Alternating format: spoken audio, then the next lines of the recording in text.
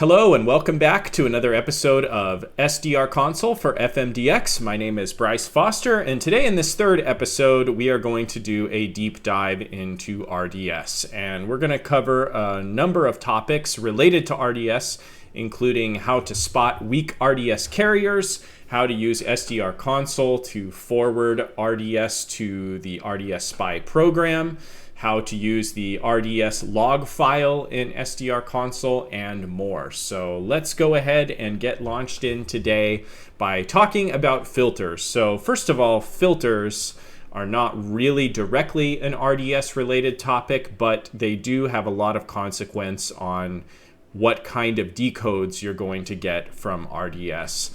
And today I wanted to talk through a little bit about how to set up some easy filter settings that allow you to adjust the width of the receiver that you are tuning with, and how to do that both on the fly and using shortcuts. So first, let's talk about the shortcuts. So we'll look here at the receive window on the left side of the screen.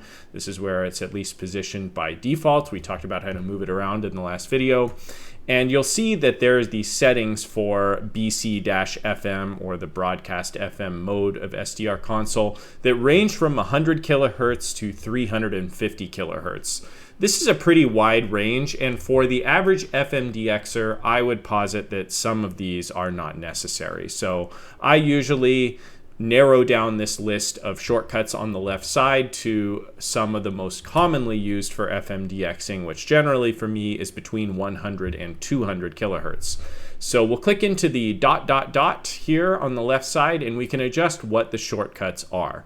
So I'm going to go ahead and kill everything above 200 kilohertz. So I'm going to click my mouse on these and hit the delete button, and then just delete some of these extra RDS settings. And then you can leave these here, but I also wanted to just show how to adjust these. So I'm gonna go ahead and add a filter here at the bottom, or go ahead and edit this filter to 90 kilohertz, which could perhaps be your narrowest filter setting. So if we click into one and hit the edit button, we'll get this window here that allows you to customize the shortcut. So right here is the title of the shortcut that's going to display on the left-hand side of the screen there in the receive section. I said 90 kilohertz, which again is about the narrowest I'd ever go. So we'll go ahead and change the title to 90 kilohertz, but just changing that title isn't going to change the filter preset. You have to do that here in the width field. So this is in hertz. So you're going to type in 90,000, which is 90 kilohertz, and hit OK. And that's going to give us a 90 kilohertz shortcut in this list right here. So we have 90, 125, 150, 175, 192, and 200. These, you may want to dial these in.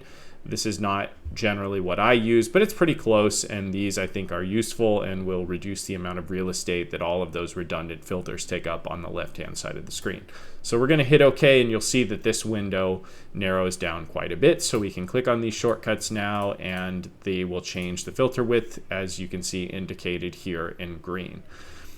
Now, another way to adjust these is to hover your mouse over this green section, and you can go ahead and adjust them either independently or adjust the filter as a whole symmetrically. So I'm going to go ahead and show the default mode, which is symmetrically filtering here. And you can see if I left click and hold and drag outward, it will widen the entire filter.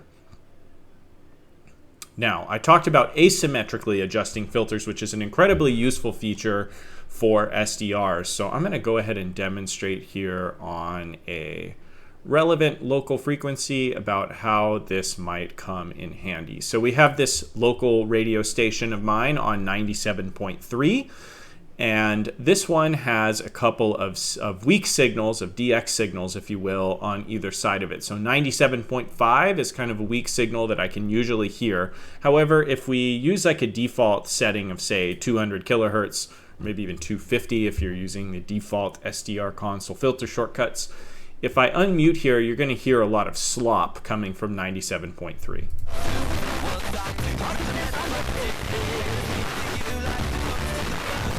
Okay, so you can probably kind of hear the station that maybe we want to hear, and then you'll also hear that splatter coming from the local signal. So if we click on this little button right here that's labeled independent. It's kind of a line or a pipe with arrows going in either direction. If we click in on that button, this will enable this adjustment to be independent. So last time when I grabbed this, it widened the entire filter where we might just want to narrow down one side. So for example, to get rid of the slop from 97.3, we just want to pull in the left side of the filter to where it's filtering out the slop from the local and tuning into the DX. So let's go ahead and do that by grabbing the left side and adjusting that, and you'll see the right side stays steady. So this is an asymmetrical adjustment, or independent mode as SDR Console calls it. So let's go ahead and unmute, and we should hear this DX signal more clearly now. Okay, I won't let the music go on too long there, but you can hear it's not pretty, but it's much more clear, and that would actually help you hear an ID versus this sloppy mess, which would represent kind of a symmetrical signal filter. And in that default mode, all you can really hear is the slop from the adjacent local signal. Okay, so how does this all relate to RDS? So RDS, first of all, is very sensitive to filter width. RDS is a subcarrier that sits away from the center of the signal. So if you narrow your filter down too much, let's say we were here on 97.5 and we used a 90 kilohertz filter, that is not going to be wide enough to capture, at least capture in a sensitive manner, the subcarrier of RDS, which is set off to about 57 kilohertz of either side of the signal. I found that a filter width of at least 160 kilohertz, and better yet 170 kilohertz, will capture that carrier very comprehensively and will allow you to get better RDS decodes of weak signals. And getting RDS decodes on weak signals is one of the most important topics to effectively DX FM, especially with SDRs and a program like SDR Console, which has a very sensitive RDS decoding engine. So let's go ahead and do a demonstration of the importance of filter width on RDS using one of my fringe signals. This signal is about 300 kilometers away, about 180, 190 miles out of New York City. So you'll see I clicked a filter width of 175 and this popped right up. You can see this PI code of 63F9, which would identify itself to this call letter if I were to look it up online, or luckily SDR Console does that for me. I'll talk a little bit about the setting that we did enable in the last video that automatically does this decode. We'll go back into how to do that here in a moment.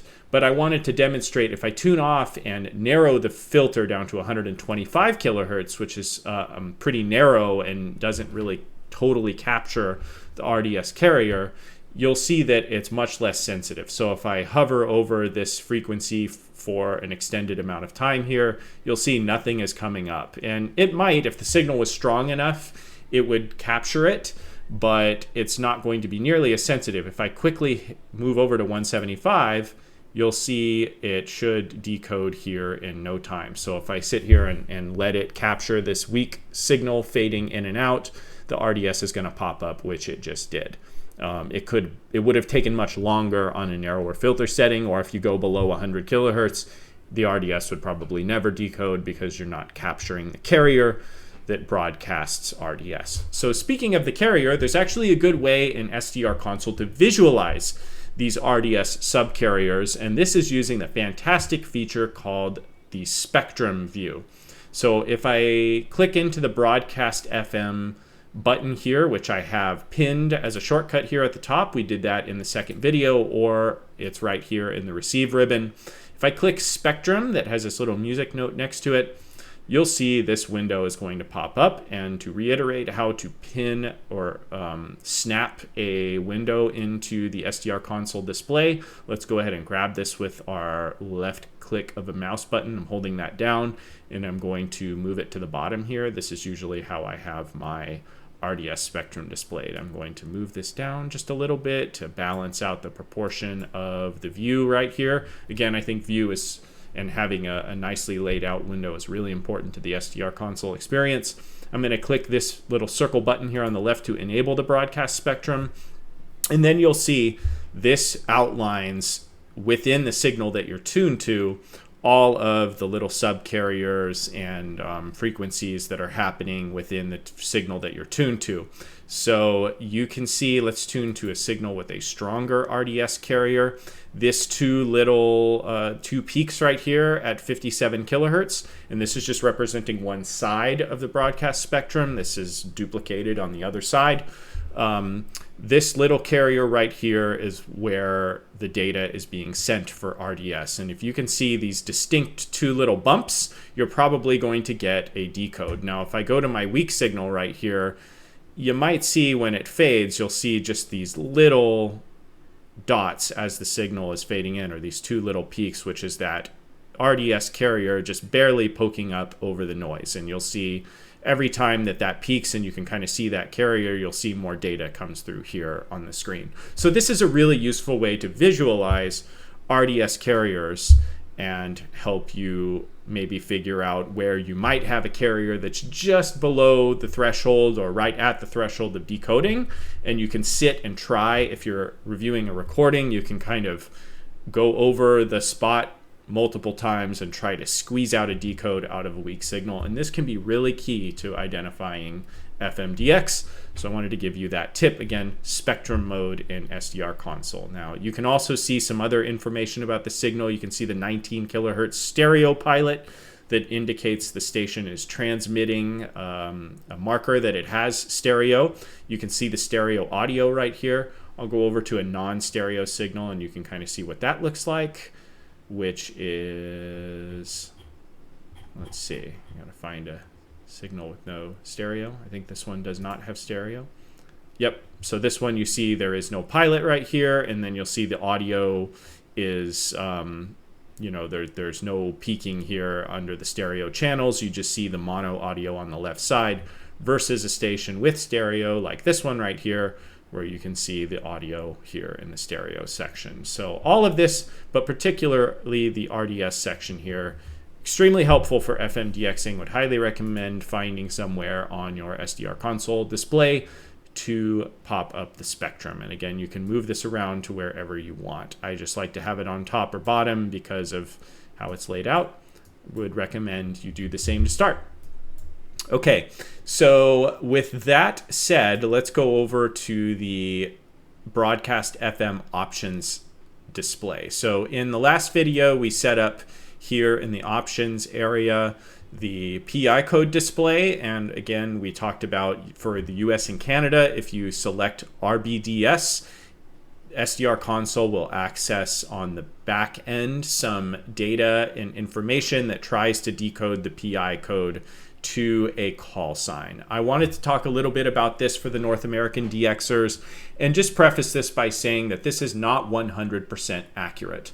These standards for these hexadecimal PI codes are not set by law, and they're voluntary for radio stations, and not all radio stations set a code, a PI code, that is going to actually literally decode to their call letters. So some of these, simply by virtue of stations not setting them correctly or using default settings in their transmitters, or just various other practices like the iHeartRadio company here in the US and Canada, they start every PI code with a 1 despite whatever PI code it should have. So it will decode to call letters that start with K that might not be accurate.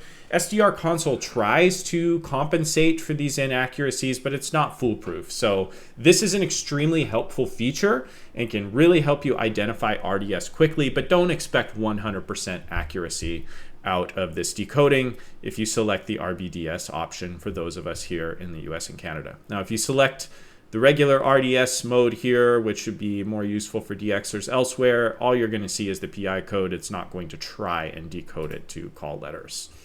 And that's the main thing that I wanted to talk about. I also wanted to talk a little bit about DX mode. So when we were looking at the signal that was barely popping up in and out of the noise with its RDS carrier, enabling DX mode, at least hypothetically, should allow that to have a lower threshold where when that carrier is just barely over the noise, it's going to try and decode that signal. However, as the developer mentions here, the error correction and some checking and quality assurance methods to try and ensure accuracy of the PI decodes.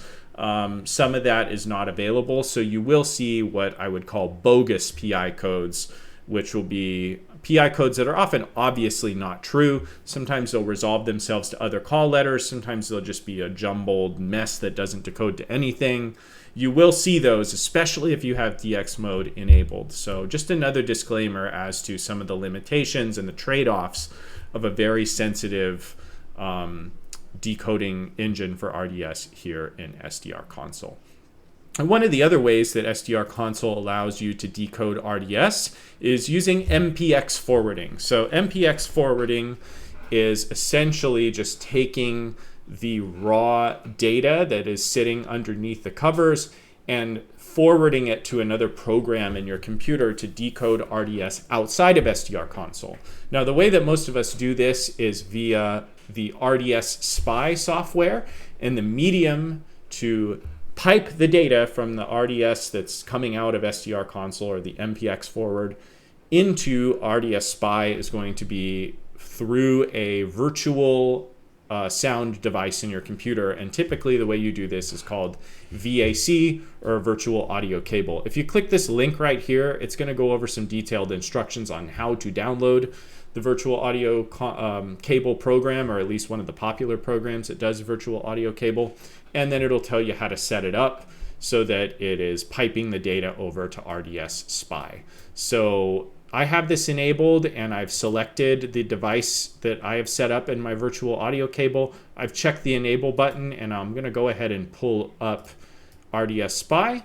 You'll see that right here, and then this will allow you to decode both using the native SDR Console RDS and RDS Spy side by side a signal. So I'm going to go back to my weak New York station here that barely decodes RDS, and you'll see they both pop up. Now, if you use these side by side, sometimes one will decode something that the other one doesn't. In my observations, the MPX forwarding and RDS Spy here will often decode a signal that is weaker. So if you have a very, very, very weak signal, sometimes RDS Spy will grab it first.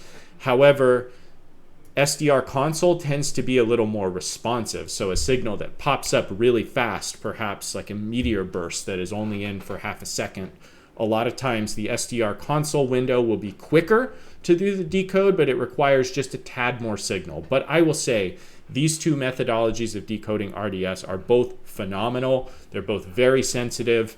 And if you want to really squeeze every ounce out of the RDS capabilities of SDR Console, I would recommend setting up MPX forwarding and using them side by side. And that is going to get you the absolute most bang for your buck for decoding RDS on weak signals, which again is really key to FMDX, especially in the modern era where more stations are transmitting RDS. Okay, so we're going to go back into the options window here and talk a little bit about the RDS Logfile. So this is a way that SDR Console has built in to remember all of the RDS that it has decoded and give you a database that shows everything that it's done. So I'm going to go ahead and clear all this junk that's in here. I will mention you need to check the box to enable this, and I just like using the default. This goes to a SQLite database on the back end, which is like a little file inside of your computer that houses the database. You have to check the enable button and make sure that that file is present somewhere, and that will enable this feature. So if I close this out here, and now that it's enabled and cleared, I'm going to just tune around to a couple different stations that have RDS. So we'll pick these two and this one right here. And if I go back into the RDS log file, hit database, you'll see the three signals that I just tuned in are right here. It's going to give all the data that's displayed in the window and then some, a few little extra, how many times it decoded the PI code. And then you also have the ability, if you want to keep this almost as your own logbook, you can enter some information about yourself, like your latitude and your longitude, maybe name your location. So I'm going to type in Mashpee, which is the name of the town where I live. And then if I go in and tune around a little bit more to another signal right here, go back into the database, you'll see that that location name is going to show up here on the right side. I can scroll over and you'll see Mashpee is displayed now here. I will also call out that you can export these to an Excel file, for example. So if I save that and open it up, I will get, this is the raw CSV right here, but this could also be opened up as an Excel file, which would give you kind of a spreadsheet with some basic information on the RDS, just this window exported to a file. This is the text version. You can also do XML and a couple other fancy things. Okay, so that is the RDS log file. There's also some information. This is perhaps more useful for broadcast engineers versus FMDXers, but you can also get some more data about what fields of RDS are being decoded and how many times that has happened here in the extra information tab. But I don't think that'll be particularly useful for FMDXers. All right, and that rounds out the RDS section of this series. I hope this was helpful. To review, we just covered a little bit about how to optimize your filter settings to maximize weak signal RDS decodes. We talked a little bit about this BFM Spectrum setting in SDR Console and where to find the RDS carriers. We talked about some of the deep settings in the RDS Logfile in SDR Console, and I hope this helps you decode RDS on some weak signals and get some more IDs using the fantastic RDS decoder in SDR Console. We'll be back next time to talk about IQ and audio recording in SDR Console, another very important topic. Look forward to talking to you then, and thanks for tuning in. Appreciate it.